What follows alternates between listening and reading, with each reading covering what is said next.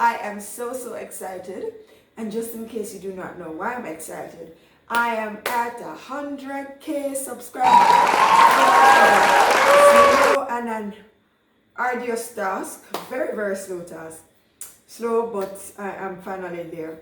Yes, I'm 100K subscribers, but I am not, my watch hours is still not at the point where this channel can be monetized.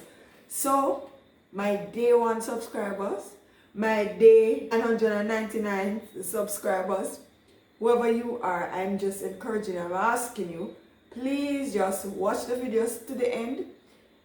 If the video is playing and you don't necessarily, it's not something that you're fully interested in, because there are weeks that I'm sure not every video is what you're interested in, but just let it play in the background. There are times you're there and you're not doing anything, just let it play in the background, because I need the watch hours to go up. So guys, again, thank you.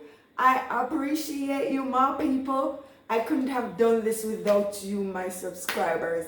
And for those who religiously watch my videos every week, I'm so grateful to you. Alright, so that being said, we're going to talk about the things now. Because for those who know me, you know that there are certain topics that I love to talk about. If you're around me long enough, you will hear me talking about these topics. So one of them is relationships. So man and woman story, always interesting.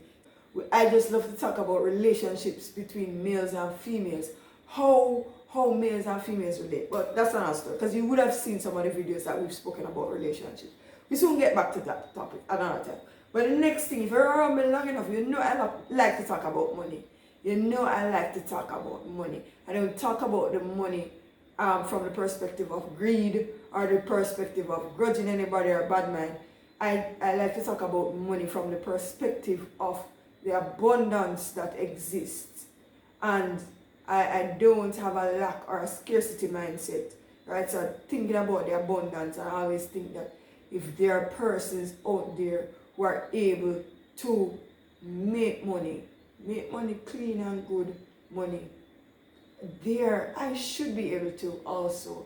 And so these are some of the things that I like to talk about. So today, for some reason, some of the times throughout some of the videos, I may have hinted about certain things regarding money, but I have been very cautious. I don't like to talk about things that I don't know of.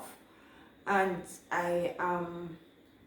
this part of this channel, I mean, some of it you may get a little bit entertained based on some of the crazy things that happened to me, but part of this channel's purpose is for information, relevant information, credible information.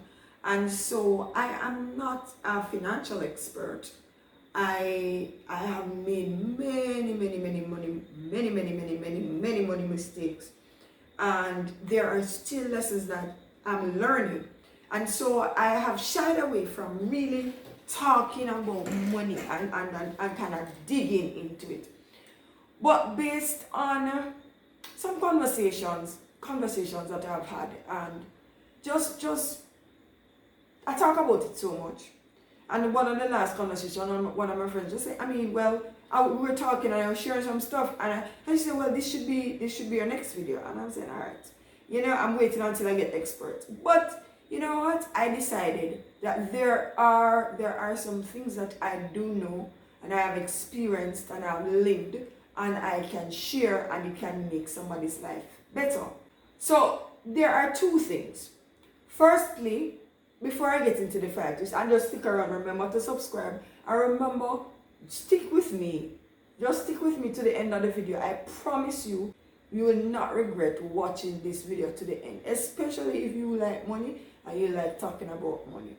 Alright, so there are two things. Firstly, I watched a mini-series on Netflix. It's called Smart Money Women. If you have not seen it, I think only one season has come out already. If you have not seen it, it's a good series to see. I will not give away too much about it, but I'll just share a few of the takeaways on why I thought it relevant to even mention that at the start of this video. One of the characters, for example, six-figure income, had the closet filled with shoes. We're not talking about regular shoes. We're not even talking about the shoes that some of us as Jamaicans think is big brand. Talking about Hermes. We're talking about what is the other brand? You see, it is not within my budget yet, so I can't even remember some of them. Shoes. I mean, high-end shoes, high-end bags in the closet. I mean, real Chanel and all of those things. Gucci. She drove a Mercedes or a BMW. So it's a real high-end kind of lifestyle. At the beginning of the series, she was coming from a vacation, exotic vacation, wherever it was, wherever the vacation was.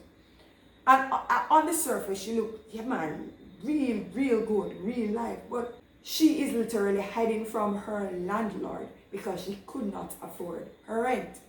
Her Mercedes or BMW is literally breaking down, stopping with her on the road because she cannot afford to service it. Those high-end motor vehicles come with high-end costs. And so we see this lady living a glamorous life on the surface. But her money situation was in shambles. There was a second character. She also was living the high and fancy life on her husband's money. She didn't work, but her husband was from a wealthy family. The wealth wasn't even his. She was from a wealthy family and she lived this luxurious life. Most of what she did was went to the salon, went to the spa, had her nails and hair done and all of that. Her spouse's father, who is a patriarch who had all the money, he died. I don't think a will wasn't in place. And the finances were just in shambles. But there are so many little key takeaways, so I encourage you to watch it. And so it was thought-provoking. And so I thought it fit to speak about it at the beginning of this video where we're talking about money magic. The second thing I want to speak about as a preface to this video, I've encountered workmen, tradesmen, skilled workers. So we're talking about our plumbers or our contractors or masons and all of those persons. Been in contact with them, interaction with them. And I realized that how much money they get paid. Because when I max it out and you in a fortnight, the amount of money that they get. Nevertheless, and these people are in high demand. They get jobs constantly. They are never out of work because there are a number of times when you call them, you cannot get them because they're busy. And yet still, you realize a lot of the times they don't have money to come back to work after they get paid. They don't have a reliable vehicle that they require to get them to their job. And you wonder, these are people that have been doing these jobs for years. These skilled workers, they don't get paid cheap. They get money. And it has led me to think how to retain money. Because the thing is, I realize that there are a number of persons who make millions, who make thousands, who make a lot of money, but they cannot retain the money because they cannot manage the money. And so my magic tips today is geared towards how to condition yourself to be a money magnet, a person who is able to retain, who is able to keep money. And so the first thing I'm going to talk about is know where your money is going. People will quick to tell you, you need to be budgeting, you need to make a budget, a monthly budget, and all of that. But you cannot budget unless you know where your money is going. Because you're going to make a budget. Okay, I'm going to spend $20,000 on grocery. Right? Fine. When you map and you look and you see, how much do I actually spend on grocery? You are budgeting for $20,000. But when you look, this is not a realistic figure, by the way, because we know how things are expensive. But when you look, you actually only spend $10,000 for grocery on a monthly basis. But the money is going somewhere else. So you have to. So the first one is map, track, where is your money going? And there are different apps. They're different because right now we're in the age of technology, and there are apps for almost everything. Apps you can track so many things. I'm gonna drop in the description some of the apps that you can find that will track your spending. No, track your spending. And you see those little things, the little things that you spend the money on. Some little things, man. You go Starbucks and you buy a cup of coffee. You stop and you buy something on the road. Just those impulsive buying. When you look and you add it, you map and you add it up, you will realize exactly where your money is going, and then you will be able to make a more realistic budget. Because some of the time we think that, oh, we have to be frugal and we're not going to spend and we're going to cut and we're going to cut out this and we're going to cut out and we're going to cut out. Some of the time we really do not need to cut out. What we need to do is to stop some of the gaps, some of the little unnecessary spending that add up. Right? So the first tip, know where your money is going. And this is one that I learned the hard way. And then now I'm not gonna tell you that I'm an expert and I know exactly how it works, but I can tell you certain things about this. You see the credit card business, you only need a credit card if you know how to use your credit card. If you have mastered the art of using your credit card, if you have mastered the art of controlling yourself and controlling your impulses. Alright? A credit card is an interest-free loan for a certain period of time, whatever that credit card cycle is, or it's 30 days, whatever the cycle is. So when you take that loan, you do not pay any interest if you pay back the loan before the time. Alright? So the credit card can work for you. And you have some of the credit cards that you get points from that you can use to do all kind of things. However, if you are going to constantly use your credit card and only pay the minimum requirement for payment each month, you're going to fall into problems. You're going to be in problems. And I learned this the hard way. And I tell you this straight, I learned this the hard way. My first credit card in my early 20s. I ran it up so it ran up so till it reached to a point where I'm not able to pay off the balance and I'm not able to use it. Because the interest is high, the interest gone over. I don't even know to explain exactly what happened. I know I'm not able to pay it off fully and I'm still not able to use it. Right? So what I had to do, I had to get a low interest loan and to pay it off, and I was free of credit cards for a number of years. I didn't have a credit card for a number of years until I understood exactly how to use it, and now I don't have those mistakes. I don't make those mistakes anymore because each month for years now I try to pay my credit card bill in full every single month. Number 3, this is a lesson that I wished if I learned earlier in my life. Quality over quantity. Quality over quantity. Do not always go for the latest fad, the latest style, what is in style, and you buy 20 pairs of shoes, and at the end of the day, the 20 pair of shoes don't make one. Don't do it. It is better that you delay your gratification and save up and purchase a proper pair of shoes. You can wear it and you can wear it and you can wear it. Shoes is just an example, right? But handbags, and there are certain things based on what you're going to use them for, you need a higher quality. For example, for me, my work shoes and my work handbag, and like for example my work belt, these things I will spend a pretty penny on. Do you understand the concept? Everybody's situation is different, and people say, Jason, you can say you want to say, we have money to spend for XYZ, but just understand the concept. Quality over quantity. Don't always go for the whole heap of little things, and you buy this whole heap of clothes, whole heap of fast fashion, but by the next season that it is out and it looks odd. If you're wearing it, it looks odd because, oh, this is so last season. Get nice pieces.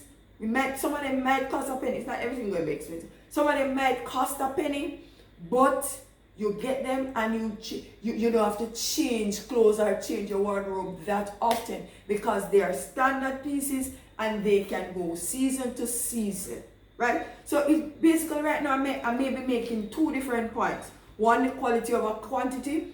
The second point that I'm making, and all of them kind of intertwine, is that you go for standard things. Things that can stand from season to season. I have stuff in my wardrobe for decades and they can still be worn because one, the quality is good. And they are not specific to any style or season. Ladies and gentlemen, this one is very key. You have to master yourself. You have to be a master over yourself.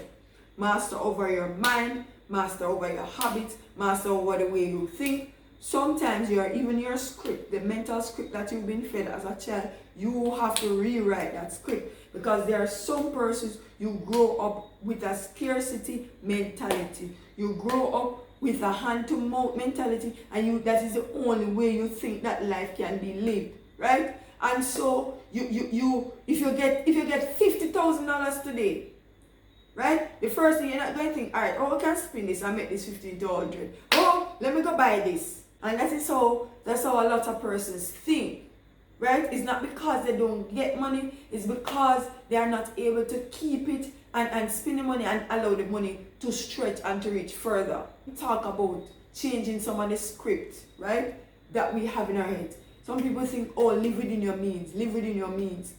That sounds good on paper, and live within your means. Stay within your lane, live within your means. That sounds good on paper. We're not encouraging you to overspend. But there's a school of thought. And if you've read Rich Dad Poor Dad, you will understand the school of thought. How can I expand and extend my means? Right? That is the school of thought. Yes, you live within your means until you're able to expand. Because sometimes you live within your means, and because of that living within your means, it's almost as if you can't breathe. Your belt is always too tight. But the school of thought that says learn find ways how to expand your means. We did say we're not going to go into the additional streams of income and all of that, but we're saying the school, how we think, control our mind and how we think, how we have to change the script. Yes, that is a part of how we are programmed, what we need to change. And another part of the script that people have is, okay, you just save money. You save money down on your mattress or in a bank, in a regular savings account. I can tell you this because that is how I was raised also. But people, I encourage you, save to invest. So you're saving towards something that will make you more money. So that we have to master ourselves. We have to master our emotions, because boy, sometimes we are there, we're working towards a financial goal, But guess what? We see somebody just buy a brand new SUV. We see this person buy a brand new SUV, and you start match your head. Oh, I wonder if master yourself. Stick to the plan. Stick to the plan. You have to master yourself. Start now. There are things that you might say, boy, I wish if me did hear this from me at 20, wish if me did hear this from me at 50, start now. You've heard it now. You have heard it now. You cannot say you've not heard it. Start now. Start where you are. Start now. I like to give bonuses. This bonus, I did say 5, but this bonus is, and this bonus will sound strange because we're trying to see how we can keep money in our pocket. Give. And some people might say, what kind of foolishness? Be a giver. Be a giver. Do not be stingy. Right? There are the rules. Some people call it the rules, the laws of the universe. People who believe in the laws of the universe can believe in the laws of the universe. But I believe what the Bible says. The Lord loveth a cheerful giver. And the measure in which you give, men will give into your bosom, right? So people talk about the laws of the universe, goes around, comes around. But I talk about what the Bible says. Cheerful giver, right? Cheerful giver. And for those who tithe, those who believe in tithing, you tithe. You give to the less fortunate. You give. Some people never have anything to give. And you will never have anything to give because you don't give. Right? So you are not, so your hands are held like this. This is just from me and me and my family. I will never have anything to contribute to, and we never. Mercury, everybody's situation is different. Everybody, what they can give is different. So we're not going to expect, if you cannot afford, we're not going to tell you to take your children's bread and to feed the masses. But everyone has a measure, and even a small amount. Sometimes it's not even your finances, your time, your attention. There are things you may not be able to physically give money, but you can volunteer, you can do certain things for free.